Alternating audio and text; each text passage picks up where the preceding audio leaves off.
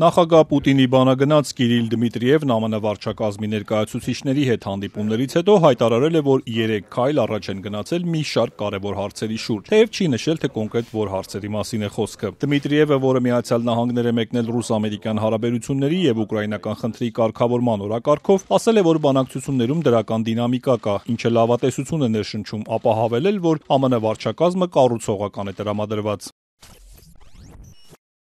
Միանգամայն հստակ տեսնում ենք, որ նախագահ Թրամփի վարչակազմը ի տարբերություն նախագահ Բայդենի հակված է լուծել խնդիրները։ Նրանք չափազանց հարգալից են, հասկանում են Ռուսաստանի դիրքորոշումը, շատ հարցեր են տալիս եւ փոխզիջումներ են գտնում։ Դմիտրիևն ընդգծել է, որ Թրամփի վարչակազմը հավատարիմ է ուկրաինական խնդրի կարգավորման իրական եւ երկարաժամկետ տարբերակներին։ Նաեւ կա ընդհանուր ըմբռնում Ռուսաստանի դիրքորոշման հետ կապված, որ ՆԱՏՕ-ին Ուկրաինայի անդամակցությունն անհնար է։ Նախագահ Թրամփն իր հերթին հայտարարել է, որ Ուկրաինայում պատերազմն ավարտելու հարցում մեծ առաջընթաց կա։ Նա վստահություն է հայտնել, որ թե Զելենսկին, թե Պուտինը պատրաստ են գործարքի, թեև օրեր առաջ Պուտինին մեղադրում էր հրադադարի հասնելու հարցում ժամանակ ձգելու համար եւ սպառնում նավթային մաքսատուրքերով։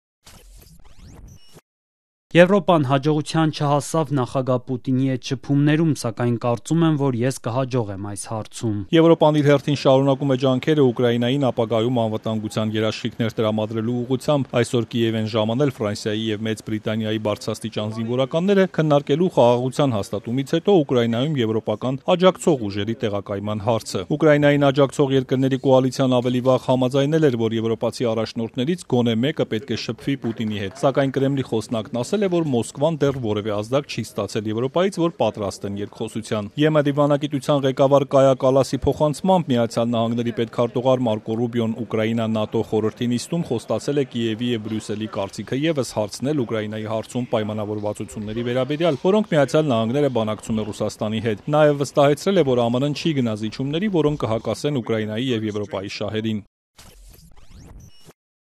Այո, նա ընդգծեց, որ անհնար է խոսել Ուկրաինայի մասին առանց Ուկրաինայի, եւ որ Եվրամիությունը նույնպես պետք է իր համաձայնությունը տա, քանի որ դա տեղի է ունենում Եվրոպայում։ 3 ՆԱՏՕ-ի անդամ երկրների արտգործնախարարների հանդիպումից հետո Ֆրանսիայի արտգործնախարարը հայտարարել է, որ Ռուսաստանը պարտավոր է արագ պատասխանել հրադադարի վերաբերյալ ԱՄՆ առաջարկին։ Նաեւ կոչ է արել ավելացնել ճնշումը Պուտինի վրա, որպեսզի նա նստի բանակցությունների սեղանին։ Բրիտանիայի արտգործնախարարն էլ ասել է, որ Պուտինը ժամանակ է ձգում եւ ցանկության դեպքում կարող է հենց հիմա ընդունել հրադադարի առաջարկը։ Կանադայի արտգործնախարարի կարծիքով էլ եթե ի վերջո Պուտինը չհամաձայնի հրադադարի առաջարկին, ապա դա չպետք է անհետևանք մնա։